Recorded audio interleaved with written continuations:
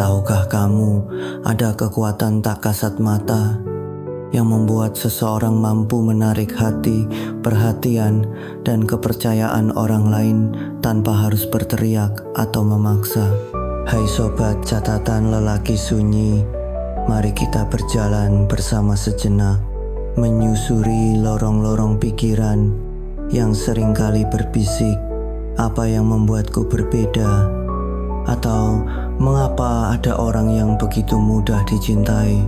Aku pernah merasa seperti bayangan di sudut kelas, diam, takut salah bicara, dan bertanya-tanya kapan giliranku untuk diperhatikan.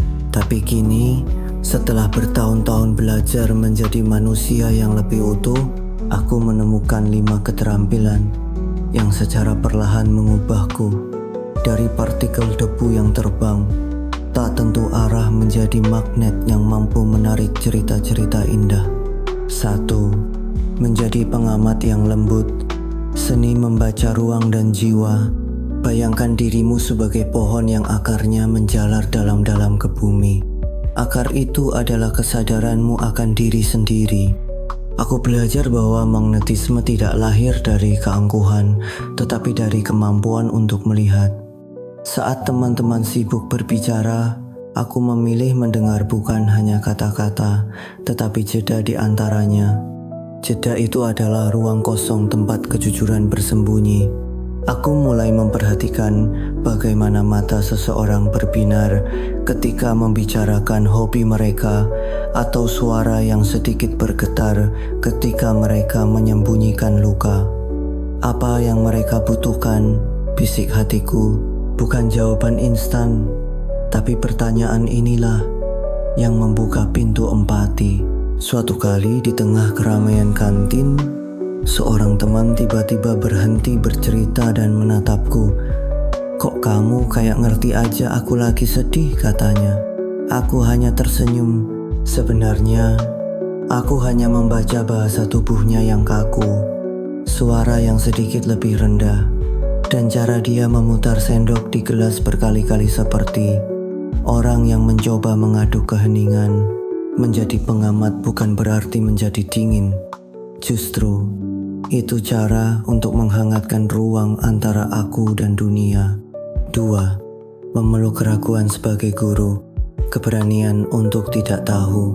Apa yang membuatmu yakin? Tanyaku pada diri sendiri suatu malam, saat tugas kelompok membuatku gelisah. Aku takut salah, takut dihakimi. Tapi lalu ku ingat kata seorang guru, keraguan adalah bunga yang tumbuh di tanah kejujuran. Aku mulai berlatih berkata, aku belum tahu, tapi mari kita cari tahu bersama. Hasilnya, kepercayaan. Bukan karena aku paling pintar, tapi karena aku memberi ruang bagi orang lain untuk turut berkontribusi. Bayangkan dirimu sebagai sungai yang mengalir melewati batu-batu besar. Kamu tidak memaksa untuk menghancurkannya, tetapi perlahan mencari jalan, belajar dari setiap rintangan. Saat ujian hidup menghantam, aku berbisik, ini bukan tentang menjadi sempurna, tapi tentang tetap mengalir. Rasa ingin tahu yang tulus tanpa pretensi membuat orang tertarik untuk mengikutimu, seperti anak kecil yang penasaran dengan cerita sebelum tidur. 3. Menyimpan api dalam kesunyian. Kekuatan untuk tetap menyala sendiri. Ada masa ketika aku merasa harus selalu ada untuk orang lain, sampai lupa mengisi ulang cahayaku sendiri. Suatu hari, setelah seharian mendengarkan keluh kesah teman, aku pulang dengan perasaan kosong. Di depan cermin aku bertanya, apa yang kau cari? Apa kau hanya ingin dianggap baik? Malam itu, aku mulai menulis surat untuk diri sendiri, seperti menyiram tanaman yang hampir layu. Aku menemukan bahwa magnetisme sejati lahir ketika kita tidak bergantung pada validasi eksternal. Bayangkan lilin yang memberi cahaya. Jika terus-menerus dipakai untuk membakar kayu atau kertas, apinya akan padam. Tapi jika dijaga, ia bisa menerangi ruangan selama berjam-jam. Aku mulai menyisihkan waktu untuk membaca buku yang menginspirasi, berjalan kaki di taman, atau sekadar duduk diam memandangi langit. Kamu harus menjadi rumah untuk dirimu sendiri sebelum menjadi tempat berlindung orang lain. Gesis suara dalam hati. 4. Berbicara dengan bahasa yang menyatu antara kata dan keheningan. Pernahkah kamu mendengar seseorang berbicara dan setiap katanya terasa seperti menggali lubang? Aku pernah. Lalu aku sadar, magnetisme bukan tentang banyak bicara, tetapi tentang kejelasan dan ketulusan. Aku belajar untuk tidak memaksakan kata-kata bijak, tetapi menunggu sampai hati benar-benar siap berbicara. Suatu kali, seorang teman bertanya, "Kenapa kamu jarang marah?" Aku menjawab, bukan tidak marah, tapi aku belajar memilih pertempuran. Bahasa tubuh yang tenang, suara yang pelan tapi mantap, dan kemampuan untuk tidak terpancing emosi sesaat itu adalah senjata yang lebih kuat daripada 1000 argumen. Aku mulai memahami bahwa kata-kata adalah benih. Jika disemai dengan sabar, mereka akan tumbuh menjadi pohon yang rindang. 5. Menari dengan ketidakpastian. Fleksibilitas sebagai bentuk keberanian. Hidup seperti air laut yang tak pernah diam. Ada ombak yang menghantam karang, ada pasang surut yang tak terduga. Dulu, aku takut akan perubahan. Bagaimana jika rencana ini gagal? Tanyaku cemas. Tapi kini, aku belajar untuk menari bersama ketidakpastian. Ketika rencana A hancur, aku mencari keindahan dalam rencana B, C, atau bahkan Z. Seorang teman pernah berkata, "Kamu seperti air selalu menyesuaikan diri, tapi tetap punya tujuan." Aku tersenyum.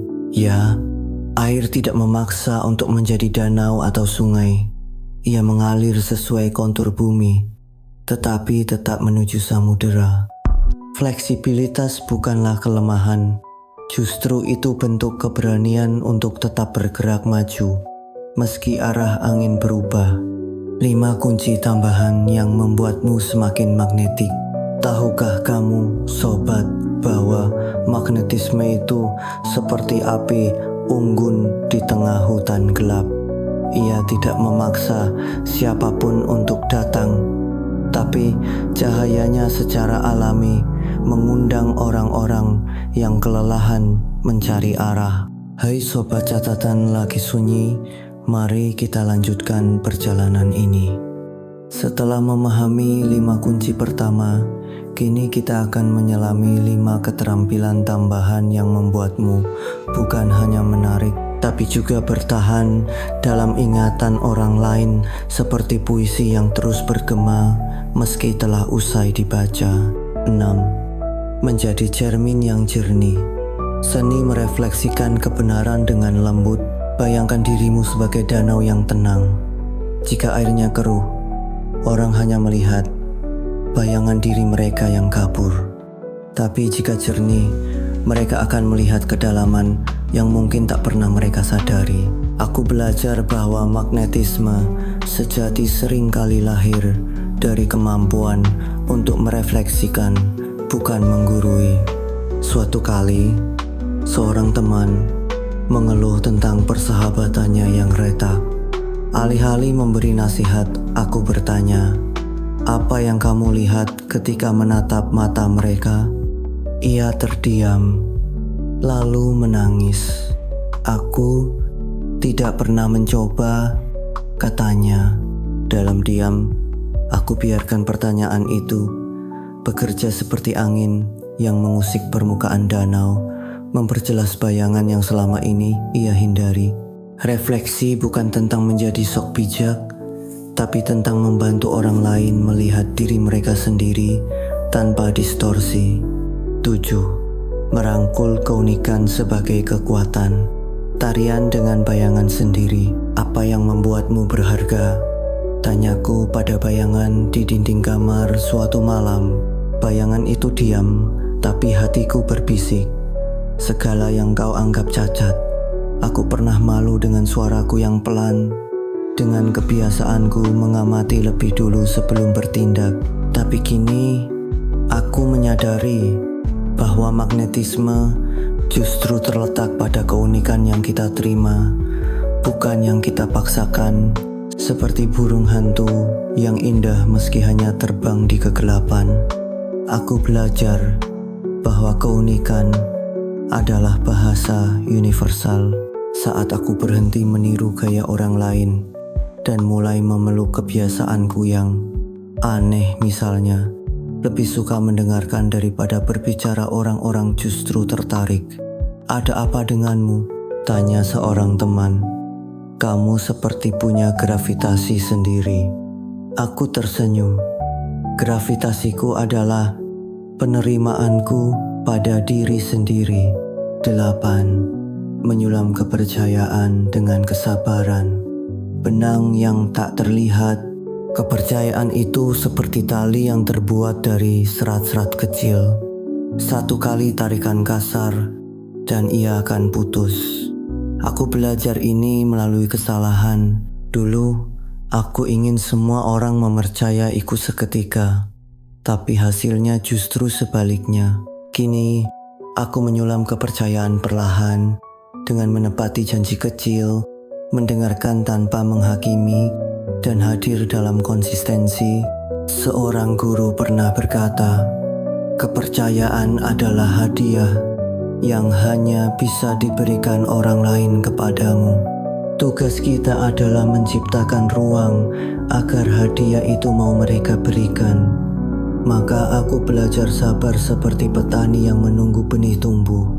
Hasilnya, orang-orang mulai membuka diri bukan karena aku memaksa, tapi karena mereka merasa aman. 9. Menjadi cerita yang hidup. Kekuatan narasi diri. Apa ceritamu? Tanyaku pada diri sendiri di depan cermin. Dulu, jawabanku penuh dengan tapi dan seandainya. Kini, aku mulai menyusun narasi yang utuh. Aku adalah lelaki yang pernah terjatuh, tapi belajar bangkit dengan caranya sendiri. Magnetisme bukan tentang menjadi sempurna, tapi tentang memiliki cerita yang membuat orang lain berkata, aku juga ingin sekuat dia. Suatu hari, seorang adik kelas bertanya, Kak, kok kakak selalu kelihatan tenang? Aku menjawab, karena aku sudah melewati banyak badai. Ceritaku bukan tentang penderitaan, tapi tentang bagaimana setiap luka mengajari aku untuk lebih peka. Orang tertarik bukan pada kesuksesan instan, tapi pada perjalanan yang jujur dan berlapis makna. 10. Menjadi penjaga makna. Mengubah hal kecil menjadi sesuatu yang abadi. Apa yang membuat momen biasa menjadi berkesan? Seorang teman pernah berkata, aku selalu ingat waktu kamu mengambilkan sampahku yang tumpah di kelas. Aku lupa insiden itu, tapi baginya itu adalah bukti bahwa kebaikan kecil bisa menjadi mercusuar dalam rutinitas yang membosankan. Aku belajar bahwa magnetisme seringkali terletak pada hal-hal sederhana. Senyum yang tulus ketika orang lain sedang kesepian. Kata, terima kasih yang diucapkan dengan mata berbinar. Atau keputusan untuk tidak mengeluh ketika hari begitu berat. Ini bukan tentang drama, tapi tentang menjadi seseorang yang membuat orang lain berpikir, dunia masih ada harapan. Sampai jumpa di bab berikutnya dari catatan lelaki sunyi yang sedang belajar menjadi terang bagi dirinya sendiri.